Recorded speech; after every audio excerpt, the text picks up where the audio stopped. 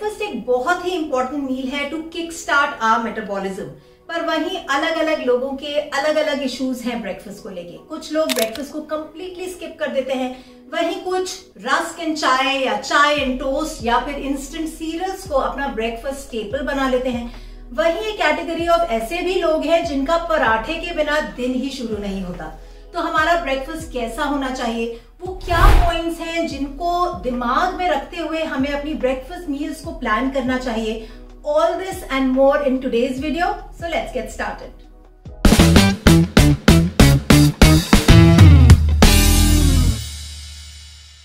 Breakfast शब्द बना है दो शब्दों के मिक्सचर से, ब्रेक एंड फास्ट। यानी आपकी बॉडी जो एक स्टेट ऑफ ओवरनाइट फास्ट में थी, सुबह उठकर आप उस ओवरनाइट फास्ट को ब्रेक कर रहे हैं।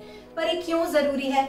नंबर 1, एक बैलेंस्ड हेल्दी ब्रेकफास्ट जो है हमारे डे को किक स्टार्ट करता है, हमें एनर्जी, न्यूट्रिएंट्स प्रोवाइड करता है, हमारी बॉडी को फ्यूल करता है to carry out our activities, right. In the absence of breakfast हमारी बॉडी जो है मसल्स को ब्रेक डाउन करने लगती है for meeting its energy needs, और इसी प्रकार से एक बैलेंस्ड ब्रेकफास्ट हमारी बॉडी में मेटाबॉलिज्म को बूस्ट करता है।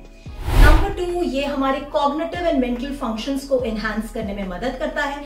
बहुत सी रिसर्च ने ये प्रूव किया है कि जो बच्चे बिना ब्रेकफास्ट किए स्कूल जाते हैं वो स्कूल में कॉग्निटिवली डिसएडवांटेज रह जाते हैं। उनकी रिटेंशन, उनका पार्टिसिपेशन, उनका लेवल ऑफ अलर्टनेस जो है as compared to those kids जो ब्रेकफास्ट करके आते हैं काफी कम पाया गया है। वहीं नंबर 3, एक हेल्दी ब्रेकफास्ट हमारे ब्लड शुगर लेवल्स को पूरे दिन के लिए रेगुलेट करने में मदद करता है, हमारे एनर्जी स्लम्प्स को प्रिवेंट करते हुए ये हमारे मूड को एनहांस करता है। वहीं नंबर 4, ये हमारे क्रेविंग्स को कम करते हुए हमारे पोर्शन को रेगुलेट करने में मदद करता है, और इसी तरीके से ये हमारे वेट मैनेजमेंट का एक बहुत ही इंपॉर्टेंट पिलर बनता है। और ये सभी बेनिफिट्स को अचीव करने के लिए हमारे ब्रेकफास्ट को 5 क्राइटेरिया पर क्वालिफाई होना जरूरी है, जिसमें सबसे पहले आता है कि ब्रेकफास्ट कुक्ड होना चाहिए। जी हाँ, आपने मेरे तमाम वीडियोस में मुझे कहते हुए सुना होगा कि खाना खा लेना भर ही इम्पोर्टेंट नहीं है, खाना डाइजेस्ट, एब्जॉर्ब एंड असिमिलेट हो, तभी आपकी बॉडी फूड से न्यूट्रिएंट्स को इस्तेमाल करेगी अपने मेटाबॉलिक प्रोसेसेस को इम्प्रूव करने में, राइट। और ऐसा करने के लिए किस चीज की जरूरत है? एक स्ट्रॉन्ग डाइजेस्टिव फायर की, जिसे आयुर्वेद में जठराग्नि के नाम से जाना जाता है।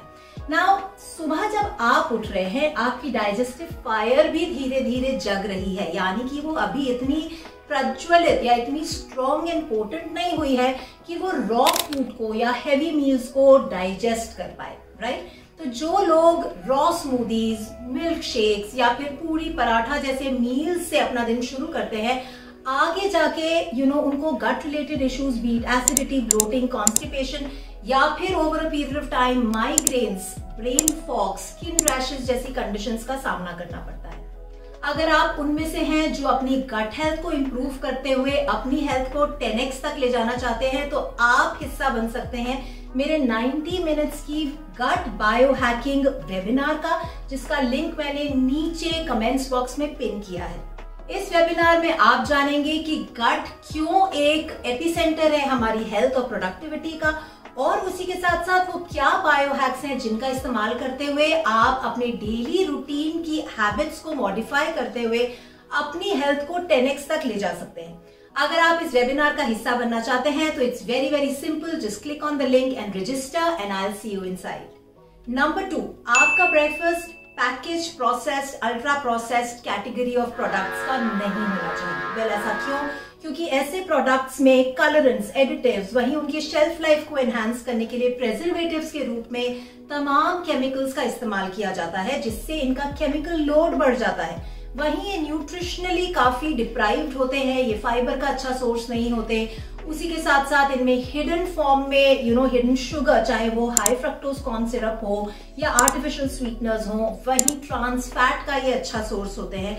तो इसीलिए इस कैटेगरी के प्रोडक्ट्स को अवॉइड ना करें, क्योंकि ये कहीं पे भी हमारी हेल्थ को बूस्ट करने के लिए कोई भी रोल अदा नहीं कर रहे हैं, बल्कि हमारे लिवर को ओवरलोड कर रहे हैं first thing in the morning with an excessive amount of chemicals. इसीलिए keep it simple, keep it home based breakfast. Number 3, आपके ब्रेकफास्ट में प्रोटीन एंड वेजिटेबल्स होने चाहिए। जी हाँ, इसलिए चाय एंड रस्क, चाय टोस्ट या अचार एंड पराठा जो है न्यूट्रिशनली बैलेंस्ड ब्रेकफास्ट ऑप्शंस नहीं है। जब हम कॉन्शियसली अपने ब्रेकफास्ट में प्रोटीन एंड वेजिटेबल्स यानी प्रोटीन एंड फाइबर का इस्तेमाल करते हैं तो हमारा मेटाबॉलिज्म तो बूस्ट होता ही है, उसी के साथ साथ हम फुल फॉर लॉन्गर यानी कि हम सेशिएटेड रहते हैं, हमारे ब्लड शुगर लेवल स्टेबलाइज रहते हैं, हमें जल्दी जल्दी क्रेविंग्स नहीं होती। अक्सर जब क्लिनिक में क्लाइंट्स आते हैं तो उनकी शिकायत होती है कि उनको बहुत क्रेविंग्स होती हैं और वो क्रेविंग्स के चलते बिस्किट, नमकीन, भुजिया या फिर ब्रेड इसके लिए रीच आउट करते हैं, राइट। अब ये तमाम चीजें क्या है, ये तमाम चीजें भी हमारी बॉडी में कार्ब लोड को बढ़ाती हैं। तो अगर आप अपने क्रेविंग से परेशान हैं तो इसका मतलब कि आपका जो ब्रेकफास्ट है, आपके जो बाकी के भी मील्स हैं वो प्रोटीन एंड फाइबर में डेफिशिएंट हैं, आपका कार्ब लोड जो है वो ज्यादा हो रहा है। इसीलिए अपने दिन की शुरुआत से ही आप कॉन्शियसली अपने ब्रेकफास्ट मेन्यू में दूध, पनीर, दाने, बेसन, स्प्राउट्स, न्यूट्रेला या फिर पीनट्स, नट्स एंड सीड्स का इस्तेमाल करते हुए अपने ब्रेकफास्ट को बैलेंस बना सकते हैं। इससे पहले कि मैं आपको 4th एंड 5th क्राइटेरिया के बारे में बताऊं, आप मुझे बताइए कि क्या आपने अभी तक मेरे चैनल को सब्सक्राइब किया है? Well, if not, what are you waiting for? अभी नीचे जाइए, मेरे चैनल को सब्सक्राइब कीजिए and don't forget to click on the bell icon ताकि अगले फ्राइडे जब मेरा एक और इंफॉर्मेटिव नया वीडियो रिलीज हो तो आप तक नोटिफिकेशन जरूर आए। राइट, सो हमारा 4th क्राइटेरिया है ब्रेकफास्ट वही सही जिसमें चाय कॉफी नहीं। जी हाँ, देखिए, एक तरफ तो आप इतनी मेहनत कर रहे हैं अपने ब्रेकफास्ट को न्यूट्रिशियस बनाने की, राइट। वहीं अगर आप इस न्यूट्रिशियस ब्रेकफास्ट के साथ स्टिमुलेंट्स लाइक चाय कॉफी का सेवन करते हैं तो आपकी बॉडी इस ब्रेकफास्ट के न्यूट्रिएंट्स को एब्जॉर्ब ही नहीं कर पाएगी।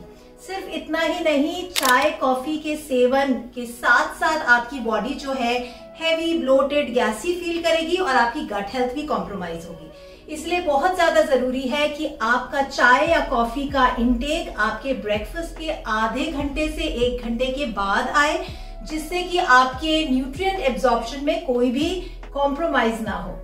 एंड नंबर 5, आपका ब्रेकफास्ट मैक्सिमम 9:30 तक हो जाना चाहिए। जी हाँ, ब्रेकफास्ट का टाइम भी बहुत ज्यादा इंपॉर्टेंट है। ऐसा क्यों? क्योंकि सुबह से उठकर अगर आपका ब्रेकफास्ट डिले हो रहा है, 10, साढ़े 10 बज रहे हैं, तो अक्सर देखा जाता है कि लोग फिर चाय, बिस्किट, कॉफी का सेवन करने लगते हैं, जो कि आपके मेटाबॉलिज्म को बहुत ही रिड्यूस कर देता है, आपको वेट गेन की तरफ, आपकी बॉडी में फैट पॉकेट्स को बढ़ाने की तरफ कंट्रीब्यूट करता है। ना सिर्फ ये, जितना ज्यादा आप लेट ब्रेकफास्ट करेंगे उतना ही ज्यादा आपका लंच भी फॉरवर्ड पुश हो जाएगा, राइट। ये दोनों ही चीजें, खाली पेट चाय का सेवन और डिलेड लंच, एक फूल प्रूफ रेसिपी है अपने मेटाबॉलिज्म को घटाने की और अपने बॉडी में फैट पॉकेट्स को बढ़ाने की। इसलिए मेक श्योर दैट आप ब्रेकफास्ट में हेल्दी मेन्यू के साथ साथ ब्रेकफास्ट के टाइम पे भी जरूर ध्यान दें। तो आपको मेरा आज का वीडियो कैसा लगा, नीचे कमेंट्स बॉक्स में लिख के मुझे ये जरूर बताइए कि इंट्रोस्पेक्ट करने के बाद आपका ब्रेकफास्ट कौन से पॉइंट पे क्वालिफाई नहीं कर रहा है और मेरे इस 5 पॉइंट क्राइटेरिया का इस्तेमाल करते हुए आप कैसे अपने ब्रेकफास्ट को और भी न्यूट्रिशियस और प्रॉपर टाइमलाइन के हिसाब से ले रहे हैं और आपको क्या हेल्थ बेनिफिट्स मिल रहे हैं। मुझे आपके फीडबैक का, आपके साथ इंटरेक्शन का बेसब्री से इंतजार रहता है। So keep the comments coming. I'll see you next week एक और super informative, easy to follow, nutritious insight वाले वीडियो के साथ मैं आपसे अगले फ्राइडे फिर मिलूंगी। Till then you take care, eat well, live well and be healthy.